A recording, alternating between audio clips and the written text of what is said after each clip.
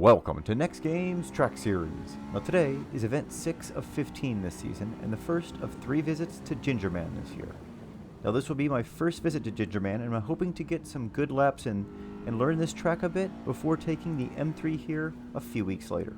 Now it was unfortunately the second scorching track day in a row with temperatures in the mid-90s, so I was hoping to get in some good sessions early in the day as I knew the day was going to wear on me as it went on.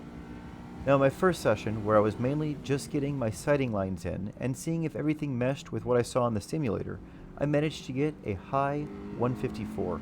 Now on the simulator, I usually ended up getting a high 151, so I was hoping to get close to that time by the end of the day. Now in the second session, I was able to cut off another half second and get into the low 153s, which are some of the runs that you're seeing right now.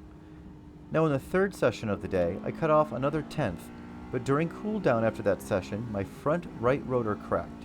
Now I thankfully had already dealt with this earlier in the season at Road America where my front left rotor cracked, so I had brought a new spare with me just in case. I was able to get it installed between sessions 3 and 4 so that my day could continue.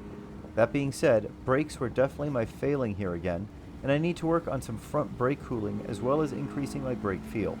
I will be adding the brake air guide kit, some brake ducting for cooling, and a brake boost kit all in the next few weeks before the S2000 returns to Gingerman to take it on in reverse at the end of August. Now after changing out that rotor, I was determined to see if I could get into the 151s and close to that time that I got in the simulator. Now I was able to get several runs that were in the low 152s in that fourth session, but none quite in the 151s, even though I know the time is easily there. I really need to work on my line from corners 7 through 10, where there's a good amount of time easily to be gained when I'm more confident in my tires, but these are definitely nearing the end of their life at 8 events, so I didn't really want to push it on this day. I'm excited to come back here next year with fresh tires and see how close I can get to the 140s.